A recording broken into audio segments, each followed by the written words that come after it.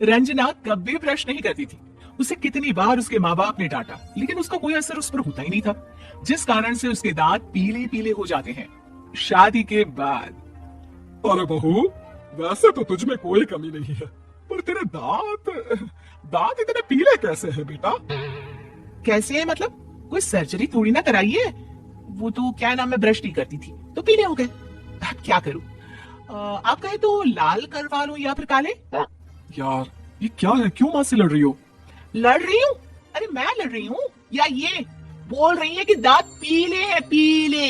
अरे तपस्या थोड़ी ना की है इन्हें पीले करने के लिए, बकायदा ब्रश नहीं किया है 20 साल तक, तब जाकर। छी, कैसी बात कर रही हो? ये उस वक्त तो पीले नहीं थे जब हम लोग तुम्हें देखने आए थे। अरे तब साफ करवा लिया होगा डेंटिस्ट के पास जाकर। अब देखो कैसे पीले पीले लग रहे हैं।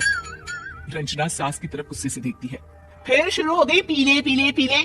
अरे पीले तो तभी थे जब मेरे हाथ का रसगुल्ला उड़ा उड़ा कर खा रही थी और बोल रही थी, लड़की नहीं गुणों का खजाना दे रहे भाई साहब आप।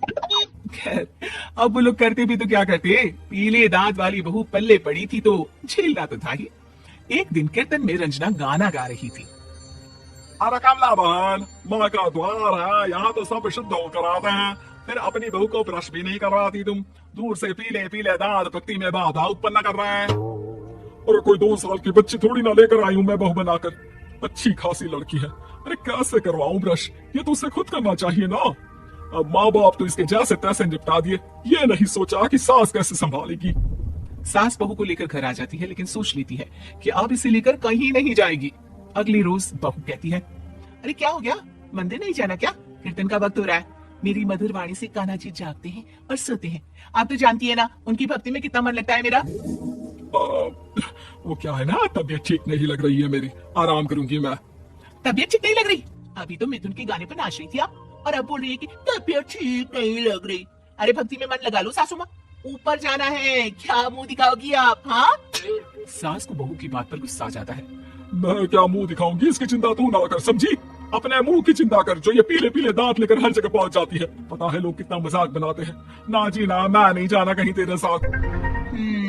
तो ये बात है, कोई ना, मत जाओ, मैं अपने कमरे में ही बैठकर भक्ति कर लूंगी। ऊपर वाला दांत थोड़ी ना दिखता है, मन दिखता है, भावना दिखता है। और अरे बस बस, तू सब कुछ दिखा, बस ये सफेद चमकदार दांत ना दिखाना किसी को, है? जा यहाँ से। बहू को सास की बात का कोई फर्क नहीं पड़ता, वो तो जैसी थी वैसी ही रह जाती है। सुबह नहाकर किचन में खाना बनाना, फिर खाना खाना, कीर्तन भजन करना और सो जाना। एक दिन, माँ जी मैं सहेली के घर जा रही हूँ, शाम को लेट आऊंगी। हाँ हाँ तो जाना, मैंने कौन सा तेरी आरती करनी है घर पर बैठकर। रंजना सहेली के घर जाती है, जहाँ वो पार्टी में जाने की तैयारी कर रही होती है। अरे शिखा, कहाँ जाने की तैयारी कर रही है? मैं गलत वक्त पर आ गई क्या? अरे नहीं यार, उल्टा सही वक्त पर आई है। मैंने ये साड़ी और ज्वेलरी निकाली है यार, शाम को इनके ऑफिस की एक पार्टी में जाना है। बताना कैसा लग रहा है ये सब? नहीं यार, इस ड्रेस के साथ तो वो वाली ज्वेलरी अच्छी लगेगी। हाँ हाँ सही बोल रही है, मैंने ध्यान ही नहीं दिया। वैसे तो हमेशा से मस्त फैशन सेंस रखती है, तो बड़ा जाती होगी ना पति के साथ पार्टी में। रंजना कुछ नहीं बोलती, बस सोचती है कि यार काश ये बात सही हो जाती, पर मैं क्यों नहीं जाती पार्टी में? क्या इन लोगों की कोई पार्टी होती नहीं होगी? रंजना घर आती है और रात में पति से सवाल करती है, एक बात बताइए, आप मुझे किसी पार्टी में क्यों नहीं ले जाते? क्या आपके यहाँ ऑफिस में पार्टी नहीं होती? पति बेचारा क्या कहता कि दांत पीले हैं तुम्हारे इसलिए। अरे कोई पार्टी होती नहीं हम लोगों के ऑफिस में, तो कहाँ से लेकर जाऊं? और मार्केट, मॉल, कहीं वीकेंड घूमना, कहीं तो। अरे यार सारे हफ्ते में एक छुट्टी मिलती है, तो सोचता हूँ कि आराम ही कर लूं। क्यों? रंजना मन मार के रह जाती है। पहले कभी सास के साथ मंदिर जाया करती थी, लेकिन वो भी सास ने ले जाना बंद कर दिया। घर बैठी बैठी रंजना बोर हो जाती है, तभी उसे आइडिया आता है और वो मायके जाने का सोचती है। सासू माँ, 2 दिनों के लिए मम्मी के घर जा रही हूँ। अच्छा अच्छा ठीक है, आराम से जा। और हाँ, माँ से कुछ अच्छी आदत सीख कर आना कि कैसे शरीर के हर भाग की तरह दांतों की सफाई भी जरूरी होती है, समझी? शुरू होगी ना आप? वो लोग आपकी तरह नहीं है कि छोटी छोटी बात का बतंगड़ बना दे। उन लोगों के लिए मैं मायने रखती हूँ, ना कि मेरे पीले पीले दांत। रंजना माँ को बिना बताए उन लोगों को सरप्राइज देती है, लेकिन जैसे ही वो दरवाजे पर पहुंचती है, अंदर देखती है कि घर वाले कहीं जा रहे होते हैं। अब माँ, काश रंजना दीदी के दांतों वाली प्रॉब्लम नहीं होती, तो वो भी हम लोगों के साथ चलती ना बुआ जी की बेटी की शादी में। हाँ बेटा, लेकिन अब उससे कौन समझाए कि उसको उसके पीले दांत नहीं दिखते, लेकिन उसके आसपास के लोगों को कितना एम्बेरेसिंग फील कराते हैं। मुझे तो कितनी बार उसकी स्कूल की टीचर ने शिकायत की कि उसके साथ कोई लड़की बैठना भी नहीं चाहती, और ना ही कॉलेज में कोई उससे बात करना चाहता था। लेकिन पता नहीं क्यों उसे ये बात समझ में ही नहीं आती। कोई कमी नहीं है उस लड़की में, बस यही कि दांत पीले हैं।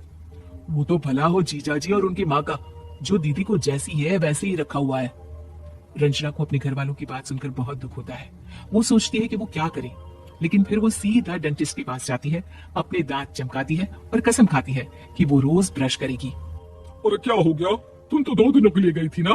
पर कोई ना, अच्छा है चलो आ गई तो। रंजना सास के सामने आकर खड़ी हो जाती है और पूरी स्माइल करती है, उसकी चमकदार दांतों को दिखाती हुई।